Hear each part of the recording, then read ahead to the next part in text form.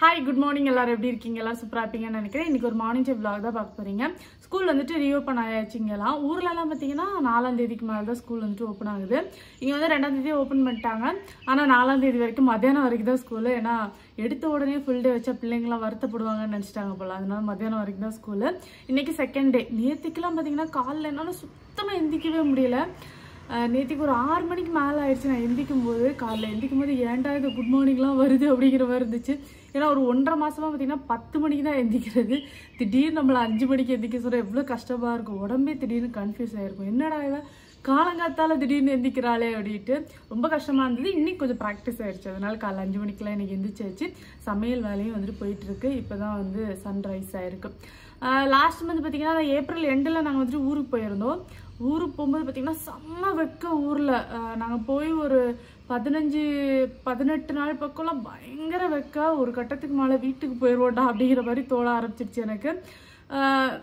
அங்கேயே வளர்ந்த எனக்கே வந்துட்டு அவ்வளோ சூடாக ஃபீல் ஆச்சு. அதில் இப்போ வருஷம் போக போக தான் இந்தளவுக்கு சூடு தெரிகிற மாதிரி எனக்கு ஃபீல் ஆகுது. எனக்கு தெரியல, பட் இந்த வாட்டிலாம் நல்ல சூடாக இருந்துச்சு. ஆனால் இதை விட லாஸ்ட் இயர் தான் ரொம்ப மோசமாக இருந்தது.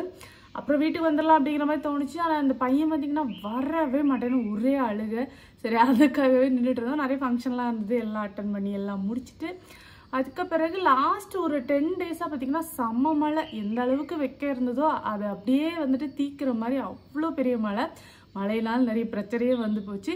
இப்போ வரைக்கும் கேரளாலலாம் நல்ல மழை பெஞ்சிட்டு இருக்கு. முடிஞ்ச வரைக்கும் இந்த தண்ணி இருக்கிற ஏரியா பக்கத்துக்கு போகிறதெல்லாம் கொஞ்சம் அவாய்ட் பண்ணுங்க. அன்றைக்கி நியூஸ்லலாம் கூட போட்டிருந்தாங்க, நிறைய ஆற்றுல வந்துட்டு வெள்ளப்பெருக்கு அப்படின்னு சொல்லிட்டு. எங்கள் ஏரியாலுமே அந்த காளிகேசம் இந்த மாதிரி காட்டார்லலாம் நிறைய தண்ணி வந்துட்டு போன மாதிரி நியூஸில் பார்த்தேன். ஸோ அதனால கேர்ஃபுல்லாக இருங்க, சரியா? இப்போ ஒரு 2 டேஸாக ஊரில் வந்துட்டு மழை குறவு. நான் கிளம்புன அன்னைக்கெலாம் செம்ம மழை வச்சு வீக்கிருச்சு. என்னடா இது இப்படி மழை பெய்யுதுங்கிற மாதிரி இருந்தது. நிறைய மரம் விழுந்துருச்சு. இப்போல்லாம் பார்த்தீங்கன்னா சின்ன வயசுல இந்த அளவுக்குலாம் இருந்த மாதிரி எனக்கு ஞாபகமே இல்லை. ஆனால் இப்போல்லாம் பார்த்தீங்கன்னா மழை பெஞ்சாலே ஒரு பிரச்சனை, வெயில் அடித்தா ஒரு பிரச்சனை அப்படிங்கிற மாதிரி இருக்குது. ஒருவேளை நமக்கு தான் அப்படி ஃபீல் ஆகுதா, உண்மையிலே வந்துட்டு மாறுதா, ஒன்றுமே புரியல. ஏஜ் எல்லாரும் சேஃபாக இருங்க, சரியா? இன்னைக்கு காலையில் அப்படியே நம்ம வந்துட்டு சமையல் வேலை ஸ்டார்ட் பண்ணிட வேண்டியதான். ஆல்ரெடி போயிட்டுருக்கு. இன்றைக்கி மெனு பார்த்திங்கன்னா சாம்பார், கீரை, அப்புறம் மஷ்ரூம் 65. இது வந்து மத்தியானத்துக்கு. மத்தியானம் லஞ்சு கொடுத்து அனுப்ப வேணாம், சரி இருந்தாலும் காலைல செஞ்சு வச்சுருவோமே, நமக்கு கொஞ்சம் ஃப்ரீயாக இருக்குமே அப்படிங்கிறதுனால காலைல செஞ்சு வச்சிடுறது. அப்புறம் காலைல டிஃபனு பார்த்திங்கன்னா பொங்கல், சாம்பார், சட்னி. அப்புறம் ஸ்நாக்ஸுக்கு பார்த்திங்கன்னா ஓட்டப்பம். ரொம்ப நாள் ஆச்சு, நேற்றுக்கு வந்துட்டு கேட்டான். அதனால சரி இன்றைக்கி அதே செஞ்சு கொடுத்துடலாம் அப்படிங்கிற மாதிரி முடிவு பண்ணியாச்சு. அதோட ரெசிபியும் உங்களுக்கு நான் போடுறேன், சரியா? நமக்கு வந்துட்டு அகாரோல இருந்து இந்த குளுக்கோமீட்டர் வந்துட்டு ரிவ்யூக்காக சென்ட் பண்ணியிருந்தாங்க.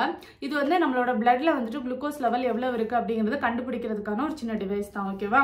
இது வந்து இந்த மாதிரி பாக்ஸ்ல வரதுனால டிராவல் டைம்ல வந்துட்டு நம்மளால ஈஸியா எடுத்துட்டு போக முடியும். இந்த மாதிரி கிட் மாதிரி வந்துட்டு கொடுத்துருக்காங்க. இது தேவையான எல்லாமே வந்துட்டு இந்த ஸ்ட்ரிப்ஸ்ல இருந்து நீடல் எல்லாமே வந்துட்டு இது உள்ளே வந்துடுது. ஸோ இது சூப்பரான ஒரு ட்ராவல் ஃப்ரெண்ட்லி டிவைஸ் ஆகும், ஓகேவா? வீட்டில் வந்துட்டு பெரியவங்க யாருக்காவது டயபெட்டிஸ் இருக்குது அப்படி இல்லைன்னா நம்ம பிளட் லைனில் தான் நமக்கு முன்னாடி இருக்கிறவங்களுக்கு யாருக்காவது சுகர் இருந்திருக்கு அப்படின்னா நமக்கு ஒரு பயம் இருந்ததுன்னா நம்ம வந்துட்டு வீட்டிலே செக் பண்ணிக்கிறதுக்கு இந்த டிவைஸ் வந்துட்டு சூப்பராக ஒர்க் ஆகும். என்னதான் எலக்ட்ரிக்கல் டிவைசஸ்லாம் வந்தாலுமே ஒரு வாட்டி உங்கள் டாக்டர் கன்சல்ட் பண்ணிக்கிறது பெட்டர், சரியா? ஸோ நம்ம வந்துட்டு காலைல ஒரு டைம் வந்து சாப்பிட்றதுக்கு முன்னாடி சாப்பிட்டதுக்கு அப்புறம் அப்படிங்கிற மாதிரி நம்ம வந்துட்டு சின்னதாக இதில் வந்து ஒரு பிளட் டெஸ்ட் பண்ணிக்கிட்டோம் அப்படின்னா நம்மளோட உடம்புல சுகர் லெவல் எவ்வளோ இருக்குது அப்படிங்கிறத ரொம்ப கிளியராக வந்துட்டு இது சொல்லிடும், சரியா? இப்போ வந்துட்டு இது எப்படி ஒர்க் ஆகுது, இதை எப்படி யூஸ் பண்ணுறது அப்படிங்கிறத வந்துட்டு டெமோ மாதிரி பார்த்துடலாம். இது வந்து ஒரு 800 ப்ரைஸ் ரேஞ்சில் வந்துட்டு வருது, சரியா? அமேசான்லலாம் இருக்குது. இதோட லிங்க் வந்து நான் டிஸ்கிரிப்ஷனில் கொடுக்குறேன். உங்களுக்கு தேவைப்படுது அப்படின்னா கண்டிப்பாக வந்து செக் பண்ணி பாருங்கள். இப்போ எப்படி யூஸ் பண்ணுறதுன்னு பார்த்துலாமா? ஆப்ரேட்டிங் மேனுவல் கொடுத்துருப்பாங்க. இதில் ஸ்டெப் பை ஸ்டெப் பார்த்தீங்கன்னா உங்களுக்கு எல்லாமே புரியும். எப்படி பேட்ரி போடணும், எப்படி இந்த ரீடிங்ஸ் எல்லாம் என்னென்ன ரீட் பண்ணணும், இந்த ஸ்ட்ரிப்பை வந்து எப்படி யூஸ் பண்ணணும், எப்படி கனெக்ட் பண்ணணும், இதை போட்டிருக்காங்க. இது கரெக்டான பொசிஷன், தப்பான பொசிஷன் எல்லாமே இல்லை நீட்டாக போட்டிருக்காங்க, சரிங்களா? அந்த நீடில் இருக்குல்ல, அது அந்த லான்சிங் டிவைஸ், அதை எப்படி கனெக்ட் பண்ணணும் எல்லாமே இல்லை தெளிவாக போட்டிருப்பாங்க, சரிங்களா? நெக்ஸ்ட்டு பார்த்தீங்கன்னா அதோட பாக்ஸு. அதில் பார்த்தீங்கன்னா ஃபஸ்ட்டு வாரண்டி கார்டு கொடுத்துருப்பாங்க. அப்புறம் பார்த்தீங்கன்னா 5+5 10 ஸ்ட்ரிப்ஸ் கொடுத்துருப்பாங்க. இது எதுக்குன்னா நம்ம பிளட்டை செக் பண்ணுறதுக்கான ஸ்ட்ரிப்பு. உள்ளே எப்படி இருக்குன்னு பார்க்கலாம். இதே மாதிரி தான் வரும். இது வந்து ஒரு கண்டக்டிவிட்டி மெட்டீரியல் மாதிரி. இங்கே பிளட் வைக்கணும். இதில் இது வந்து உள்ளே போகணும், ஓகேங்களா? ஏரோ மார்க் போட்டிருக்காங்க பாருங்கள். ஏரோ மார்க் போட்ட பக்கம் உள்ளே போகணும். நம்ம மெயின் டிவைஸ் தான். ஃபஸ்ட்டு கவர்லேருந்து வெளியில் எடுக்கிறோம். இது வந்து பட்டன்ஸு, ஆப்ஷன் செலக்ட் பண்ணுறதுக்கு. பின்னாடி வந்து பேட்டரி போட ஓப்பனிங் இருக்கும். அவங்களே பேட்டரியும் கொடுத்துட்றாங்க.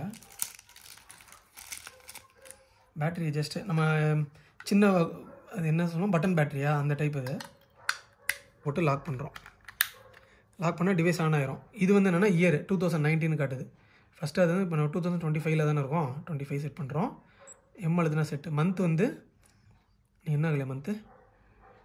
இது வந்து 6 ஜூன் மந்த். 5 தான். 5வது மந்த்து.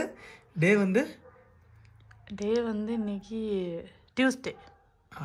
சூப்பர். டேட்டு இன்னைக்கு 3. நிஜமாவா 3 செட் பண்ணியாச்சு. ஓகே, இப்போ மந்த் செட் பண்ணிட்டோம். இப்போ வந்து டைம் செட் பண்ணுறோம். இப்போ டைம் என்ன இல்லையா?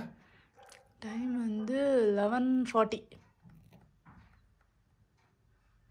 டிவைஸு இதை வச்சு தான் நம்ம வந்து இப்படி இந்த பிளட்டை எடுக்கிறதுக்கான டிவைஸு தான். ஓகேங்களா? இதில் வந்து பார்த்திங்கன்னா இந்த ஏரோ மார்க் இருக்கும். இந்த ஏரோ மார்க் வந்ததுக்கப்புறம் இப்படி புல் பண்ணிங்கன்னா வெளில வரும். நீங்கள் மாற்றி வச்சு புல் பண்ணிங்கன்னா வராது. சரிங்களா? நம்பரில் இருக்கும்போது புல் பண்ணிங்கன்னா வராது. ஓகே, இந்த மாதிரி இருக்கும் ஏரோ. அதுக்கப்புறம் பார்த்திங்கன்னா 1, 2, 3லாம் போட்டிருக்காங்களா? இதெல்லாம் என்ன அர்த்தம்னா எவ்வளோ தூரம் அந்த நீடில் வந்து உங்கள் ஸ்கின்னுக்குள்ளே பெனிட்ரேட் ஆகணும் அப்படின்ட்டு. இப்போ சில பேர் ஹார்ட் ஸ்கின் இருக்கும், பிளட் வராதுன்னு இருக்கவங்க 5. ஆனால் 5 வந்து ரொம்ப உள்ளே போகும். அதனால் நான் வந்து மேக்ஸிமம் இப்போ 3லேருந்து 4 தான் வச்சுக்க போகிறேன். சரிங்களா? இப்போ எனக்கு 3 வச்சு செக் பண்ண போகிறோம். இப்போ நம்ம என்ன பண்ணுறோம், இந்த நீடில் வந்து இந்த அட்ஜஸ்ட்மெண்ட்ஸ் இருக்குது. இது வந்து நீடில் போட்டதுக்கப்புறம் யூஸ் பண்ணுறது. ஃபஸ்ட்டு நீடில் எப்படி இன்சர்ட் பண்ணுறோன்னு பார்க்குறோம். இப்போ வந்து இதை ரிமூவ் பண்ணுறோம். சரிங்களா? நெக்ஸ்ட்டு இதை ரிமூவ் பண்ணணும். ரிமூவ் பண்ணியாச்சுன்னா இந்த மாதிரி ஹோல்ஸ் வரும். அதில் வந்து இவனை செட் பண்ணணும். செட் பண்ணியாச்சா? செட் பண்ணதுக்கப்புறம் பார்த்தீங்கன்னா மேலே ஒரு சேஃப்டி கொடுத்துருக்காங்கல்ல, சேஃப்டி அப்படியே திருக்கணும். திருக்கியாச்சுன்னா சின்ன நீடில் வரும் பாருங்கள். அதை வச்சு தான் இப்போ நம்ம ப்ரிக் பண்ண போகிறோம். ஓகே, அப்புறம் இந்த சேஃப்டி லாக் அதில் போட்டு லாக் பண்ணிவிட்டு இது இருக்குல்ல, லாக் பண்ணியாச்சு. இப்போ நமக்கு எவ்வளோ தூரம் வேணும்னு வச்சுட்டு இதை வந்து பின்னாடி இழுக்கணும். ஒரு கன்று மாதிரி இப்படி இழுத்தாச்சுன்னா உள்ளே லாக் ஆகிற டிக்குன்னு சத்தம் கேட்கும். அதுக்கப்புறம் இதை அழுத்துனீங்கன்னா அந்த முள் வந்து நம்மளை குத்தம். இந்த எப்படின்னு காட்டுறோம் பாருங்கள். ப்ரெஷர் வந்து நான் 3.5 வைக்கிறேன். சரிங்களா? நம்ம கொஞ்சம் ரஃப் பாடி. ஓஹோ, சரியா? இப்போ என்ன பண்ணுறோம், நெக்ஸ்ட்டு இந்த மிஷினில் இந்த ஏரோ மார்க் வந்து உள்ளே போகணும். ஓகேங்களா? ஸ்ட்ரிப் இன்சர்ட் பண்ண வந்து ஸ்ட்ரிப்போட கோடு வந்துருச்சு. என்ன வந்திருக்கு? 255. அதே நம்பர் இங்கே வரும் 255. ஓகேங்களா? இப்போ நெக்ஸ்ட் ஸ்டெப்பு 3 விதமான டெஸ்ட் பண்ணலாம். ஒன்று வந்து கண்ட்ரோல் சொல்யூஷன் டெஸ்ட்டு, இன்னொன்று வந்து பிஃபோர் மீல், இன்னொன்று வந்து ஆஃப்டர் மீல். இப்போ வந்து வச்சிருக்கிறது இந்த லிக்விட் மாதிரி ஊற்றுற மாதிரி இருக்குல்ல, இது வந்து கண்ட்ரோல் சொல்யூஷன் டெஸ்ட்டு. ரெண்டாவது வந்து பார்த்தீங்க எஸ் அழுத்தணும் ஆப்ஷன் போகிறதுக்கு. இது வந்து பிஃபோர் மீலு, இது வந்து ஆஃப்டர் மீல். இப்போ நான் நல்லா தின்னுட்டேன், அதனால பிஃபோர் மீல் தான் பண்ண போகிறோம். சரிங்களா? ஆஃப்டர் மீல் பண்ண போகிறோம். ஓகேவா? குத்திருச்சு. குத்தி பிளட்டு இதை பாருங்கள், பிளட்டு வரும். வச்சோன்னே இப்போது செகண்ட்ஸ் ஓடுது. இப்போ எவ்வளோ லெவல்லாம் காட்டும்? 182 மில்லிகிராம்ஸ் இருக்குது. இந்த கீட்டோ ஹைப்போன்னு இருக்குல்ல, இந்த ஆப்ஷன் வந்ததுன்னா கண்டிப்பாக நீங்கள் டாக்டரை போய் செக் பண்ணணும். அதாவது நீங்கள் டெஸ்ட் எடுத்த பிறகு உங்களுக்கு வந்துட்டு அது காமிச்சதுன்னா நீங்கள் வந்துட்டு டாக்டரை போய் பார்க்கணும். இதில் வந்து பார்த்தீங்கன்னா நீங்கள் வந்துட்டு 3 months டேட்டா வந்துட்டு ஸ்டோர் பண்ணி வச்சுக்க முடியும். அதாவது அப்பப்போ எடுக்கிறது நீங்கள் வந்துட்டு சேவ் பண்ணி வச்சுக்கலாம். அப்போ உங்களுக்கு அந்த டிஃப்ரென்ஸ் தெரியும். அப்புறம் நம்ம வந்துட்டு யூஸ் பண்ணோம்ல அந்த நீடில், அதுக்கப்புறம் அந்த ஸ்ட்ரிப்பு, இது எல்லாத்தையுமே வந்துட்டு ரிமூவ் பண்ணிடுங்க. உங்களுக்கு எப்பப்போ வந்துட்டு நமக்கு ஹையாக இருக்குமோ அந்த மாதிரி தோணுச்சுன்னா நீங்கள் வந்துட்டு எடுத்துக்கோங்க. அத்தானுக்கு பார்த்தீங்கன்னா இப்போ ஹையாக தான் இருக்கீங்க அப்படின்னா செம்மையாக சாப்பிட்ருக்காங்க. அதனால தாறுமாறாக காட்டுது. எல்லாருக்கும் 180 மேலே தான். எங்காலும் 182. கமெண்ட்ஸ்ல சொல்லுங்க 180 இருந்தா என்ன கதைன்னு என்னத்த சொல்லுது. நெட்ல வந்துட்டு செக் பண்ணும்போது 182 வந்துட்டு, அதான் 140லேருந்து 180. ஆஃப்டர் ஃபுட் வந்துட்டு நார்மல். டாக்டர் என்ன சொன்னாங்க அதுபடியே போங்க. ஆமா, நீங்க வந்து டாக்டர் என்ன சொல்றாங்களோ அதுபடி போனுங்க. அத்தான் வலி எப்பவுமே தனி வலி, அதனால தனியா போயிருவாங்க. சரியா? இங்க வந்து சாதம், அப்புறம் மஷ்ரூம் ரோஸ், அப்புறமா இங்க வந்துட்டு கீரை பொரியலும் ரெடி.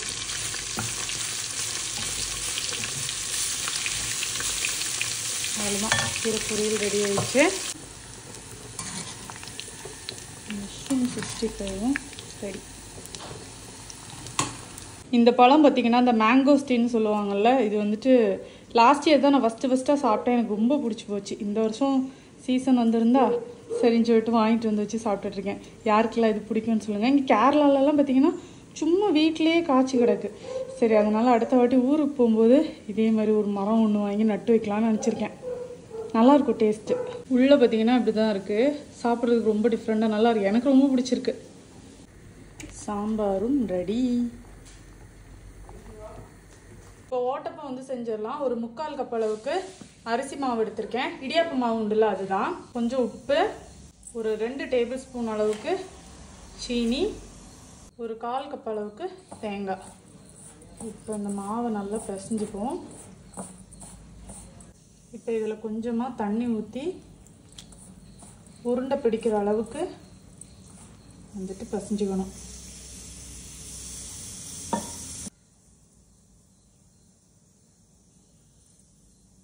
இந்த மாதிரி உருண்டை பிடிச்சிட்டு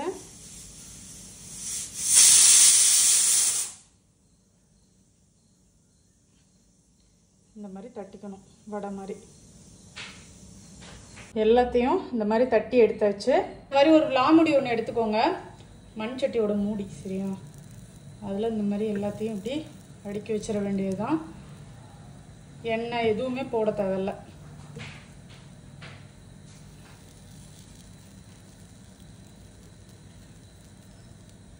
கொஞ்ச நேரம் அப்படியே ஸ்லோ ஃப்ளேமில் விட்டுருங்க. அதுக்கு பிறகு லைட்டாக கலர் சேஞ்ச் ஆனதுக்கு பிறகு திருப்பி போட்டுக்கலாம். இந்த மாதிரி கலர் சேஞ்ச் ஆனதும் இது எல்லாத்தையும் அப்படியே திருப்பி போட்டுக்கோங்க.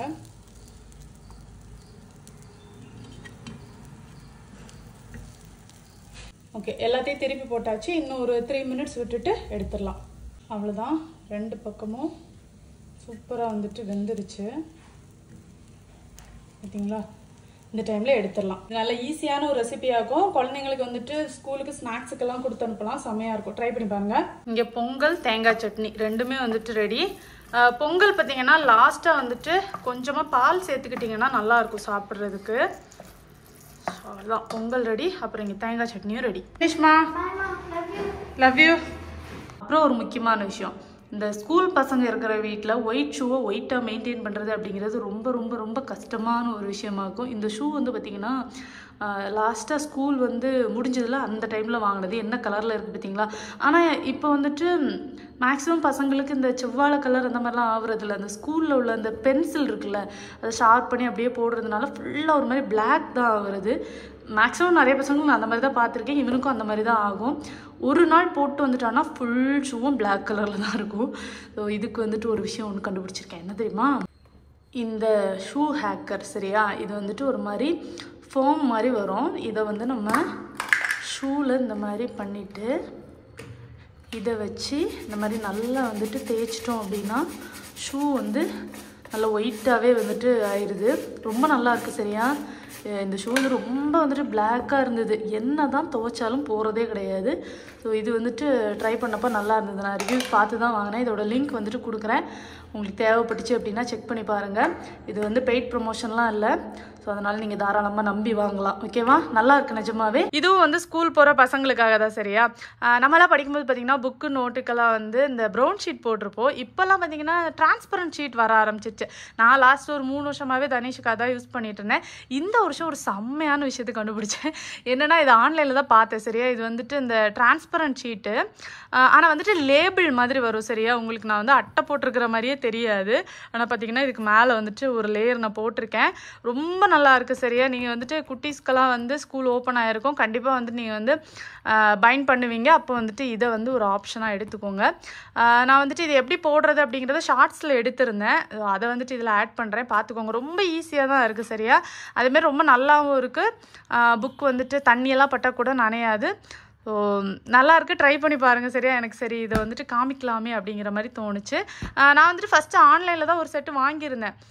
அதுக்கப்புறம் பக்கத்தில் கிடைக்குமோ கிடைக்காதோ அப்படிங்கிற மாதிரி யோசித்தேன். ஆனால் லோக்கல்லே கிடச்சிது. கண்டிப்பாக வந்துட்டு உங்கள் வீட்டு பக்கத்தில் இருக்க ஸ்டேஷ்னரியில் கேட்டிங்கன்னா கிடைக்கும். இந்த மாதிரி டிரான்ஸ்பரண்ட் ஷீட் வந்துட்டு லேபிள் மாதிரி வருதாமே அப்படின்னு கேட்டிங்கனாலே கண்டிப்பாக கொடுப்பாங்க எனக்கு தெரிஞ்சு. ஸோ ட்ரை பண்ணி பாருங்கள். இதோட லிங்க் வேணாலும் நான் வந்துட்டு டிஸ்கிரிப்ஷனில் கொடுக்குறேன், சரியா? ஒன்லே நீங்கள் ஆன்லைனில் வாங்கிக்கோங்க, அப்படி இல்லைனா பக்கத்தில் கிடச்சா அதில் கூட வாங்கிக்கோங்க. பட் கண்டிப்பாக வந்து ட்ரை பண்ணி பாருங்கள், ஒர்த்து.